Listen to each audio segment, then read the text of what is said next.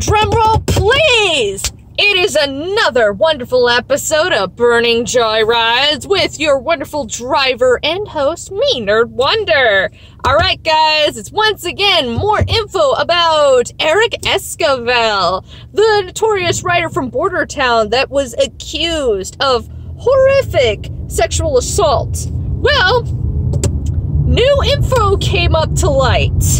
Not too long ago, a young girl, I think she is now 21, presented on Twitter some more information. You see, like I was trying to say before, I was really having a tough time because I'm trying to be as not biased as possible, try to remain neutral. It's really hard, as I said before, and it's like, but you know, well, it's like we need more evidence. Well, she graced us and she gave more evidence that at the age of 16, Eric DM'd her very interesting things as he was trying to, well, kind of get in her pants. And no, he was about 25 when this happened, and she was 16 years old. This happened in 2012. So, yeah, it does not paint him in a good light at all. And that is, what's the secret word? Pedophile! And I guess that also means, what do they call themselves now? Maps? You're a map, you're a map, you're a map, you're a map, you're a map, you're a map, you're a map, you're a map, you're going to jail! That's at least what I would like to say. But yes, and this is where a lot of craziness happened, and people, and it's like, well, these don't look like bullshit. And Eric finally broke the silence. He returned back to his Twitter to announce it's true. He literally went on Twitter and he announced, yes, I am a problem. And it's like, oh, okay, so he's not even gonna fight this. But that's, you think he isn't, but he goes into this long rant. It's about, I think, like 8 tweets long. And it's kind of being like, well, it's more like he's shifting blame. He starts off like talking about his life and everything, and it goes into these long details. Like, number one, his big problem, he says, is I didn't grow up with a father. Well, I know many people that did not grow up with a father. And yes, in today's time period, it's very special to be able to grow up with your father being part of your life. It is very important for many people, but it will not define you solely as a man, though you do need a good father figure in your life. I do agree with that on certain degrees, but that does not excuse you, Eric. So he's throwing out more and more things, and this is the funny part. He goes into talking about his idols being pop culture, and he starts going into detail, and he starts it off being like, I'm not blaming pop culture, but I'm blaming pop culture. Yeah, he started like listing off his idols, which were like James Bond and the Fonz and stuff like that. And I'm just sitting here and I'm like, I'm pretty sure I never saw James Bond ever rape a person. And somebody did point out that James Bond once time in one of the movies, he once had an encounter with an underage girl, and the girl wanted to bang him because he's James Bond, and he immediately darted away. He was like, nope! You can come back to me when you're like 18 or something, but I ain't touching you. Alright, you go over here. Goodbye. Then he left. So yeah, wouldn't you want to kind of pick up on that? Eric, really? Really?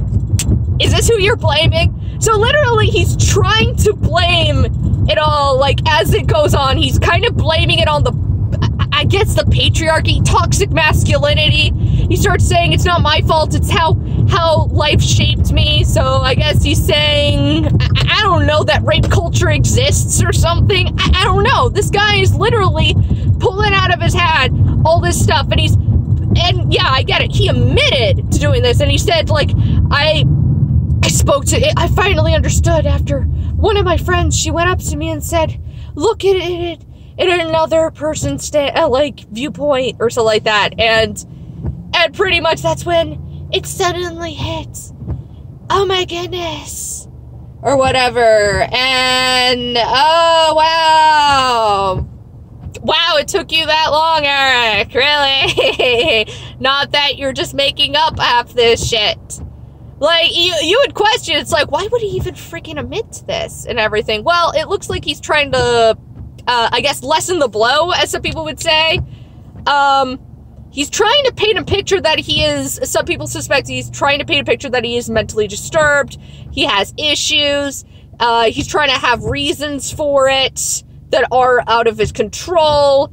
So he gets a lighter sentence of some sort, or people come to pity him, or he can claim his job after a while, or keep his job.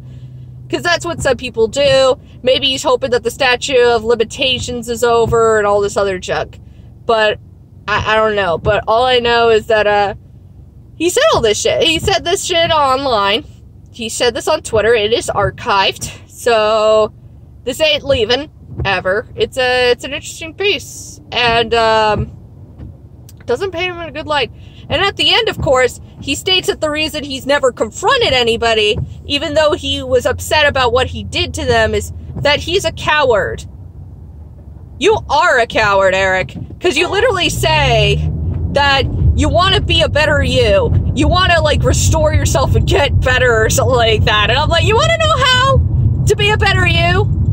Claim that you were wrong. Go to the authorities and admit all the things you did and take a sentence. Because you want to know what? People go to jail for less. People get years thrown in the slammer for what you did. And that's what you should do.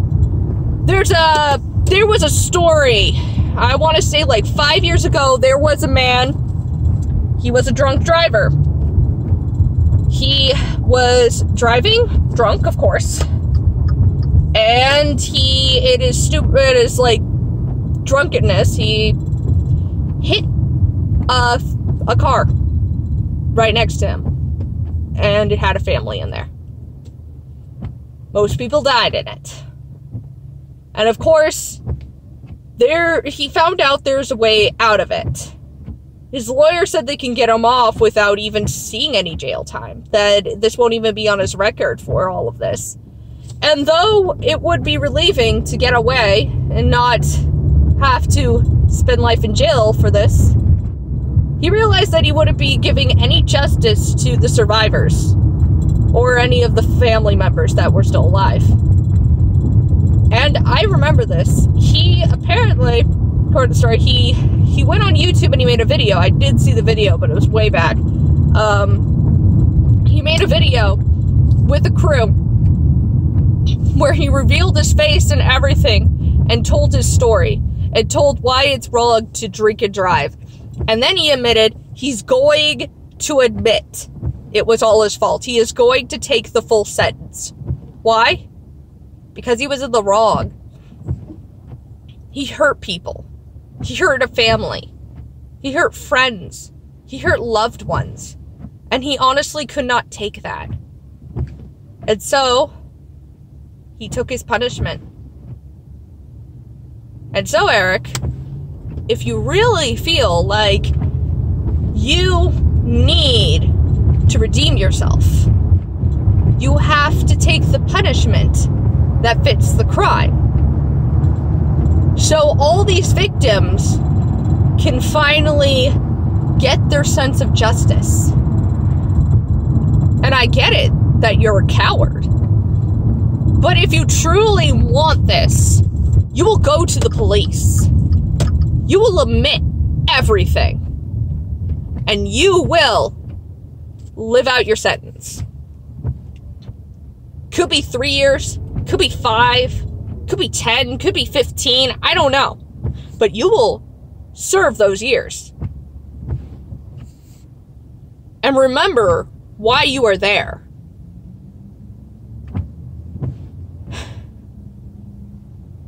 And I guess that's wow, this has been a really dark one. I guess this wraps it up for now. Sorry, I was reading and watching some stuff that kind of connected to this along with other victims today. So, it really takes you down. But I'm tired of this stuff happening. And they let him get away with it for the longest time. Creators admitted that they knew what he was like. And you let him run around doing this. And it just infuriates me to no end. And I hear these stories about people that do get away with actions like this. And I know the reverse too, where people accuse somebody and it's a blatant lie and they get away. I want justice. That's what I want for these people. I want them to receive the justice they deserve. That's what they need. That's what everybody needs right now. Everybody needs a cleaner work environment. You were literally throwing women to him. You were literally feeding victims to this man, and I am disgusted. I think this is over. This is officially over right now. If you like this interesting video, you can go and hit subscribe. Liked it, hit a like. Don't like it, downvote it. I mean, I gotta know if it sucks or not. Leave me a comment though. Let me know what I can work on to do better. Or leave a comment saying what I did good at. Wow, that was terrible grammar. But until the next time, I will see you all later. You have a wonderful time, everybody. And remember, I love you. And be happy.